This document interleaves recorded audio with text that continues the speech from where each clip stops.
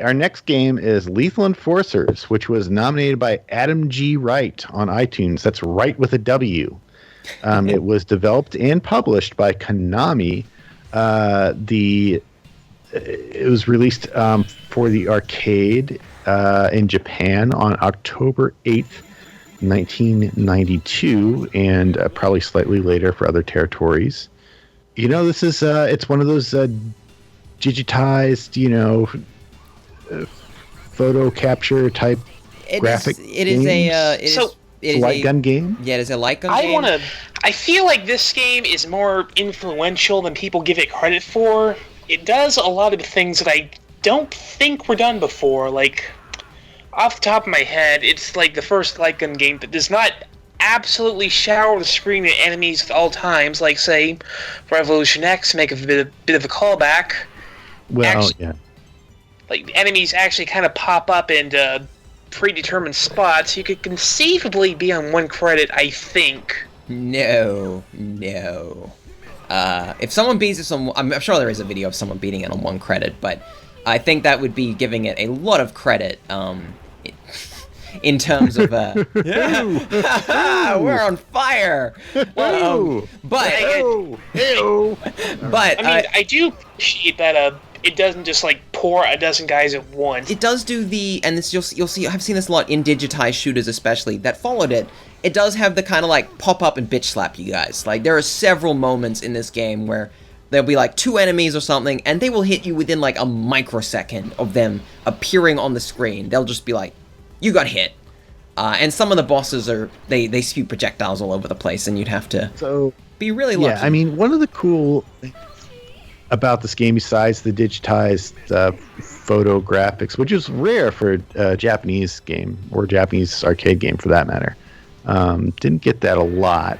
It had a pink revolver, which is pretty metal in a way, like pretty glam metal. Mm-hmm. I think this was also the first light gun game where the gun was like on a cord and you actually moved around one just mounted onto the cabinet. It depends how technical you want to get, because Wild Gunman on Back to the Future 2, which wasn't a real arcade game that had a... No, I'm just joking. No, there's a couple of shooting gallery games that I believe you had a loose gun. But yeah, you're right. I mean, like, Revolution X wasn't technically a light gun game. It was like a... Right? It didn't really do that. Some of these games did use lasers or light gun components to determine where you were shooting, even though they were fixed on a cabinet.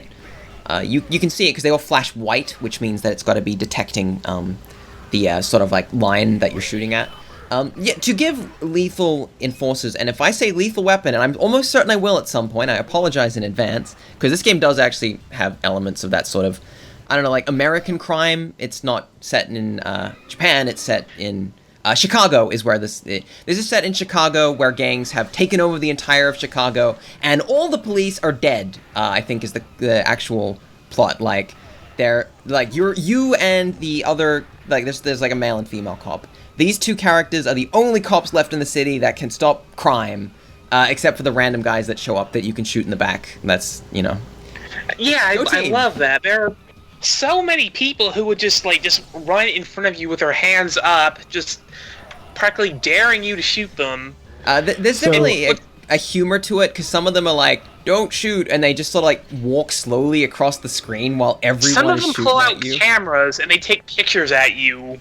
But yeah, so this game very much is kind of the basic template of what a lot of light gun games would do going forward, regardless of the little bits and pieces that are probably done before it. A lot of much worse light gun games. You've got your Area 51s, your Carnevals.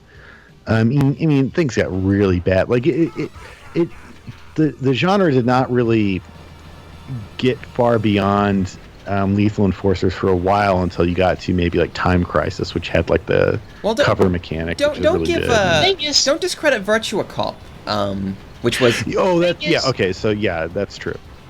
I was talking with Calvis the other day. I feel like you couldn't really have Virtua Cop and Time Crisis without this game. No, you couldn't. You're right. I mean, my opinion. No, I mean, but this game. I mean, let's just acknowledge before we can't talk about this too much longer, but let's just acknowledge like the elephant in the room. That Hogan's Alley kind of was the original Lethal Enforcers.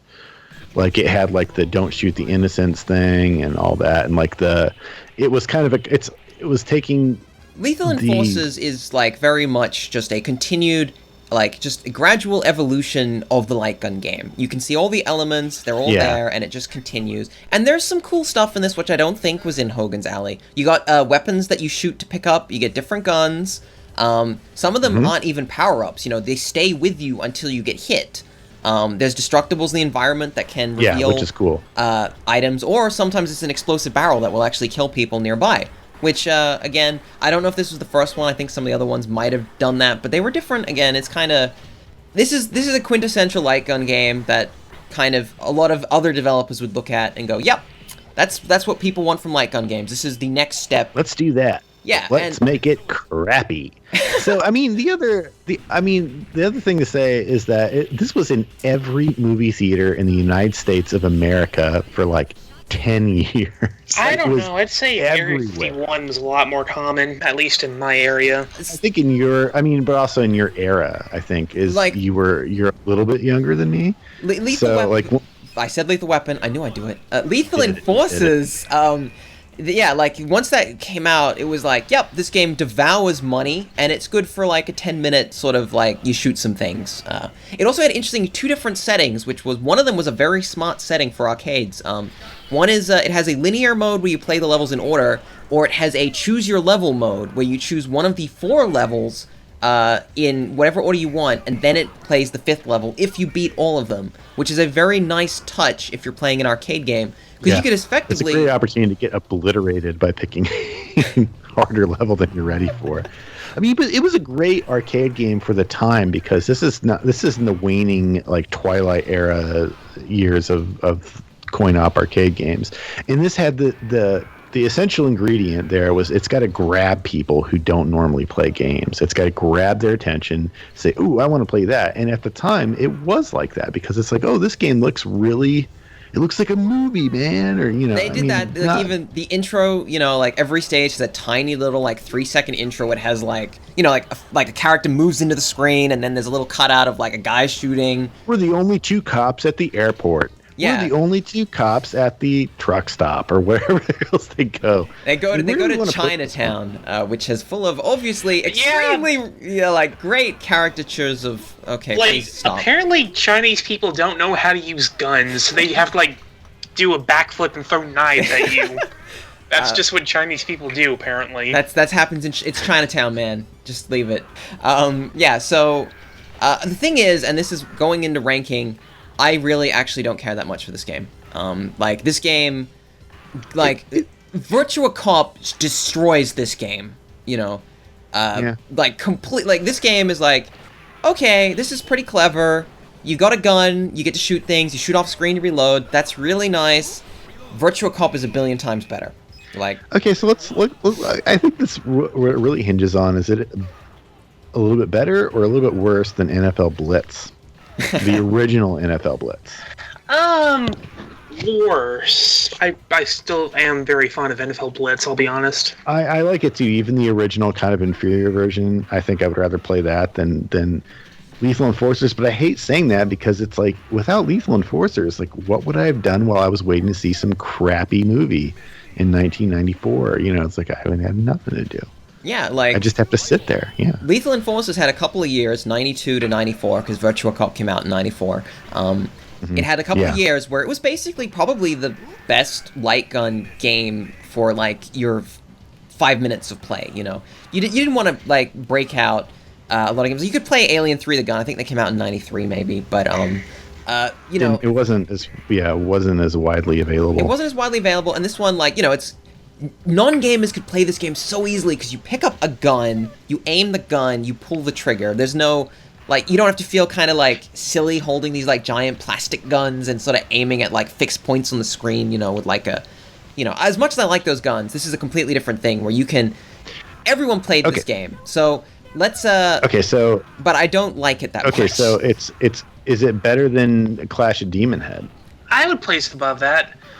I'm okay as long as it goes above Revolution X. I think, definitely will. Well, yeah, I mean, I think, like, in this general area, it's a very important game for what it is, but it's not amazing. I would never I played it again for the podcast, but I'm never going to play this game again. I'm going to avoid playing it.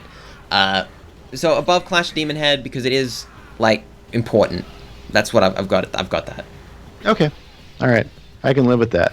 So Lethal Enforcers goes right above Clash of Demon Head, right below NFL Blitz. I had one more thing I was going to say about this game, and I forgot it. Is it about Mel Gibson? Oh, no, it's not. It was. It also was tied to a peripheral for the Genesis, right? Yes. Oh, I believe all the home ports had that. It actually came with like a version of the Justifier, they called it. The Justifier. That's I love that. The coolest name for a gun ever. It's the Justifier. Can I point out You that can't do that? I think I can, because this gun is the Justifier. I've got to say that I'll actually almost take off points because Konami deliberately did not let you use other light guns with this. If you got the Menacer or whatever. Did the Menacer come after the Justifier? It's quite possible it did. It's mostly that every Konami game that ever came out on a different system could not use other light gun games. Other light guns. Oh, yeah. But maybe that was just Namco. Which is stupid because you really wanted to use like the gun con on PlayStation and stuff like that. But that's a whole other thing. I'll let them go. Lethal Enforcers did get that's true. That's true. Weird sequel, Police 24/7, followed by Lethal Enforcers 3, which is Police 24/7 Part 3. The only reason I mention this, those are actually really good. If you have the chance to play one of those games, do it because they actually use like a little camera that tracks you and you have to dodge in real time. Which is really cool if you ever get a chance to get into the arcade and play one of those.